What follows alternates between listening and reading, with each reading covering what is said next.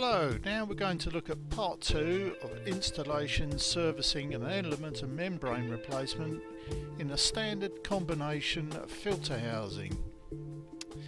So first of all, we need to make sure that there's no pressure left in the system. If you've shut everything off, there shouldn't be, so the first thing we do is release a fitting. And we release it like so. If fluid comes out of the fitting and continues to come out, then we haven't shut the system down. So find out why it's still live and shut everything off and sort it out. Now the best way to service this housing is to remove it completely from the pipework. So we're going to release all the fittings.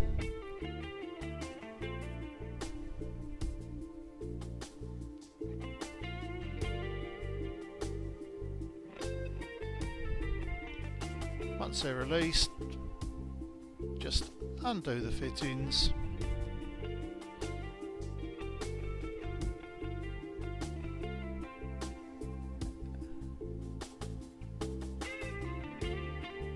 Be very careful with the olives and bits and pieces, make sure you don't drop any on the ground. Take the housing out, then very carefully remove any bits that are loose, as you don't want to be losing those.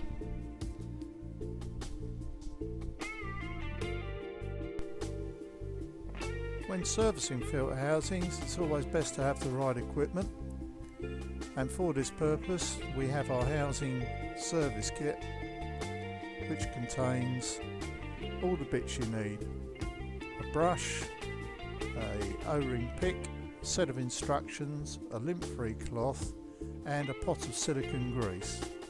Silicone grease can be bought separately and is available in a couple of sizes of pots if you so require.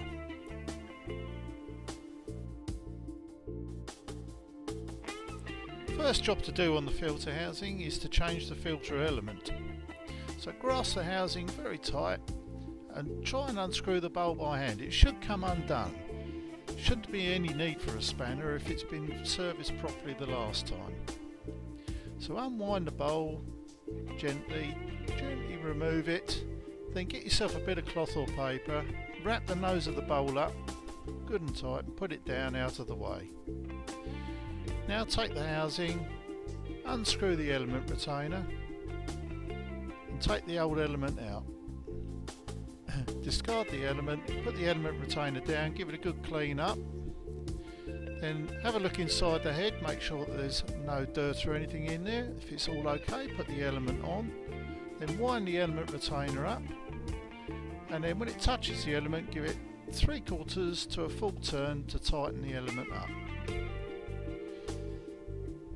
Now it's time to put the bowl back on. So get the bowl and give the nose of the bowl a really good clean. Make sure there's no dirt, no bits or anything, no damage in the thread. Good clean off. Give it a quick look round. Yeah, that all looks pretty good. Yeah, just a little flick more.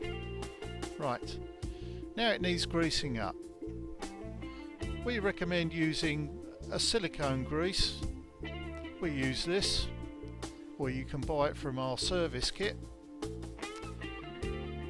Then give the nose of the bowl a good wipe round with the grease.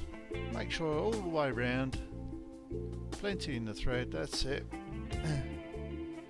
Then screw the bowl back into the housing. Remember, it should go in really easily. If it doesn't go in, don't force it. You don't want to jam the bowl in there. Then do it up, and as soon as it hits the back of the head, just release it 1/4 of a turn, and that's it, all done. Now ready for the next stage. It's time to remove the O-ring. And remember, if it's in a high pressure application or on a critical application, you should change the O-ring every time you take the bowl off.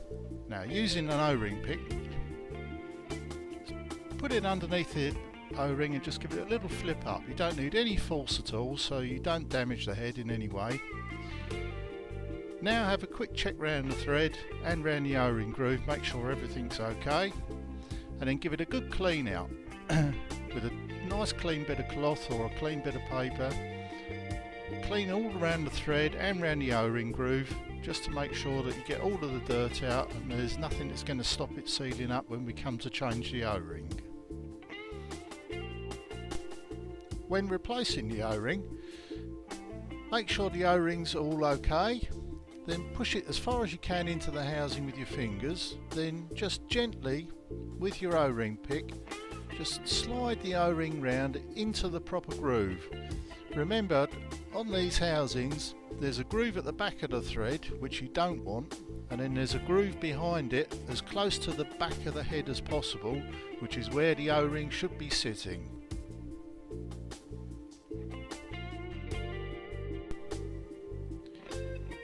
To change the membrane, grab hold of the housing firmly and hold the housing upright, like this. Then grab hold of the knurled ring and unscrew. It should come undone fairly easily. Then get yourself a nice clean bit of paper, take the ring off, carefully place it down. Now it's best to turn the housing upside down here in case the membrane and everything's come loose, then we don't lose any of the bits onto the floor. Okay, well this is all together quite well. So get your O-ring pick and gently flipping under the O-ring and ping it out, and the membranes come with this one. Then take your disc out and place it down somewhere safe and put the cap down nice and tidy, then throw away your unwanted membrane and your O-ring. When replacing the membrane in these housings, I like to use something to rest the cap on, like a socket. The cap fits quite neatly inside that, and it's a nice flat surface, makes it easy to work on. So first of all, take the disc, make sure it's nice and clean, place it back into the cap. Then take a new membrane. Very careful removing it from the pack, as we don't want to crease it or damage it. And we just slide it out, then slide it over just like that. Get it nice and central. Then take a new O-ring,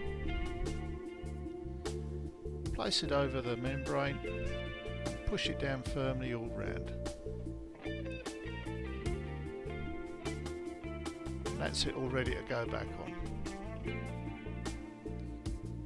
So remove the socket out of the way, take the housing, then locate it between the two lugs on the top of the housing, take the ring and gently screw it on. If for some reason it won't screw back on easily, then don't force it because it'll jam. Wind it up nice and tight, hand tight, and that's it, all ready to go back into the system.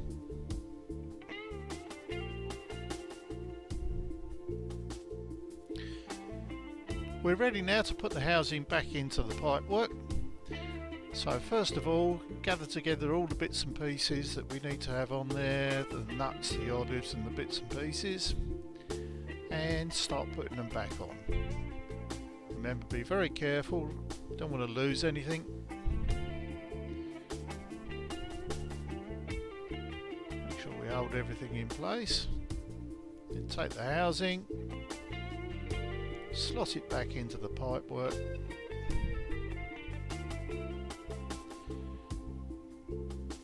and wind up your fittings.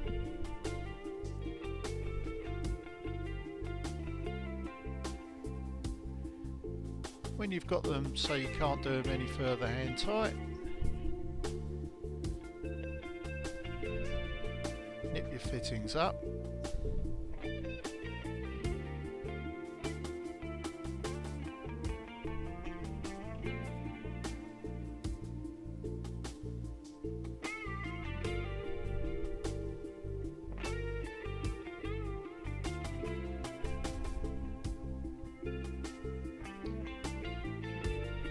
Remember, not too tight, there's no point in over crimping. Then once we're all secure, we can then power the system back up, and it's always best to check for leaks around the fittings that we've just done up, and also around the bowl here, and also around the cap there.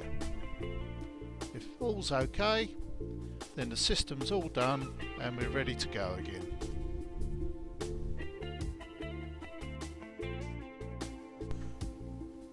I hope you've enjoyed watching this filter training video. If you need any of the products shown, use the link in the description below or visit www.classicfilters.com. Don't miss any of our filter training videos. Simply click the subscribe button above this video or visit our YouTube channel www.youtube.com/classicfilters.